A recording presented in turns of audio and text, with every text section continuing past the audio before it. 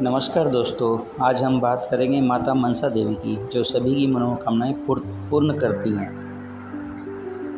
सनातन धर्म के पौराणिक ग्रंथों में वर्णित है कि संसार के में जब जब पाप और अधर्म का बोझ बढ़ता है, तब तब भगवान और देवियां विभिन्न रूपों में अवतरित होकर धरती पर धर्म की रक्षा करती हैं। इन्हीं दिव्य शक्तियों में से एक है नागों की देवी माता मनसा, जिन्हें सर्पों की अधिशास्त्री देवी भी कहा जाता है। वे न केवल सांपों से रक्षा करती हैं, बल्कि संतान, सुख, समृद्धि और स्वास्थ्य का आशीर्वाद भी देती हैं। कथाओं के अनुसार माता मनसा भगवान शिव की पुत्री हैं, जो उनके मन से प्रकट हुई। मन से उत्पन्न होने के कारण उनका नाम मनसा पड़ा। कुछ मान्यताओं में उन्हें ऋषि कश्यप और कद्रु की पुत्री माना जाता है, जो नागों की जननी थी। इस प्रकार माता मनसा का संबंध सीधे नागवंश से जुड़ा है। शिवजी ने उन्हें अद्वितीय शक्तियाँ प्रदान की, सभी सर्पों पर नियंत्रण, विष को अमृत में बदलने की क्षमता, भक्तों की रक्षा करने का वरदान। किंतु जन्म से ही उनका जीवन संघर्षमय था, क्योंकि अनेक देवता और मनुष्य उनकी शक्ति को देखकर उनसे भयभीत रहते थे। माता मनसा का विवाह ऋषि जगतकारु से हुआ। कथा के अनुसार एक बार ऋषि जगतकारु अपने पितरों को देख रहे थे, जो एक गहरे कुएं में लटके हुए थे और एक पतले से तिनके पर टिके थे। उन्होंने कहा कि जब तक उनका वंश आगे नहीं बढ़ेगा, पितृ मोक्ष नहीं पा सकेंगे। तभी नागराज वासुकी ने अपनी बहन मनसा का विवाह ऋषि जगतकारु से करने का विवाह प्रस्ताव रखा। मनसा ने यह विवाह पितरों की मुक्ति और वंश वृद्धि के लिए स्वीकार किया। विवाह के बाद उन्होंने एक पुत्र को जन्म दिया, जिसका नाम आस्तिक पड़ा। आस्तिक बाद में नागपंचमी के पर्व में जनक माने गए, क्योंकि उन्होंने ही जनमेजय के नाग यज्ञ को रोककर अनगिनत सर्पों की रक्षा की थी। माता मनसा की पूजा विशेष रूप से उन क्षेत्रों में होती है जहाँ सर्पों का प्रकोप अधिक रहता है, जैसे बंगाल, असम, बिहार, झारखंड और उत्तर प्रदेश के कुछ भाग। मान्यता है कि माता की पूजा करने से सांपों के डसने का भय समाप्त हो जाता है। भक्त उन्हें दूध, फल, दूब और चावल अर्पित करते हैं। नागपंचमी, श्रावण मास और भाद्रपद में मास में उनकी आराधना का विशेष महत्व है। माता मनसा की सबसे प्रसिद्ध तथा चांद सौदागर और उनके पुत्र लक्ष्मी मंदिर से जुड़ी है। चांद सौदागर के बड़े व्यापारी थे, जो भगवान शिव के अनन्य भक्त थे। वे माता मनसा को मानने से इनकार करते थे और उनकी पूजा नहीं करते थे।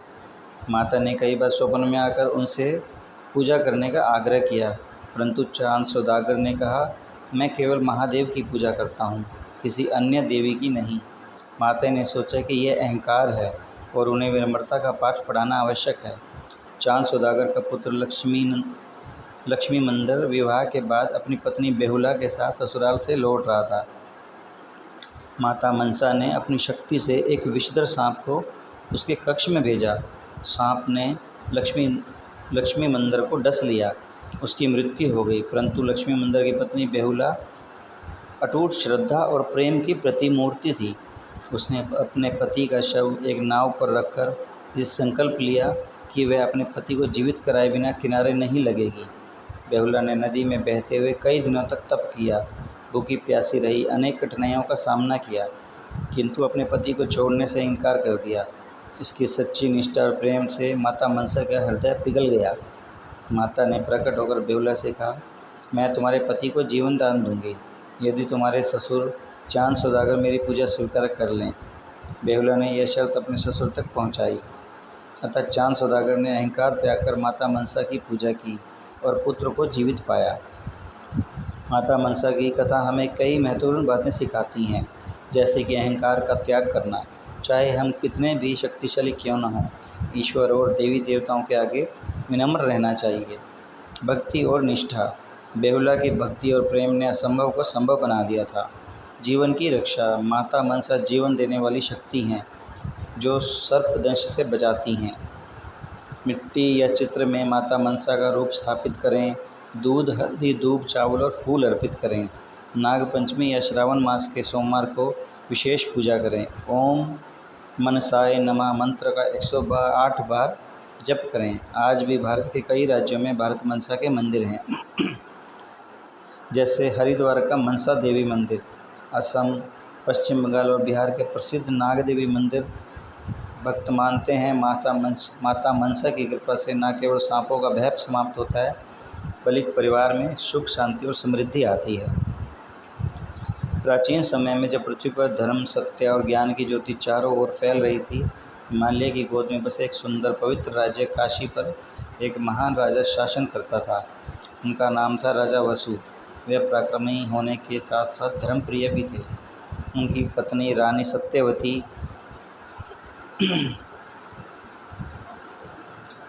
अनुपम सौंदर्य और विलक्षण गुणों से संपन्न थी।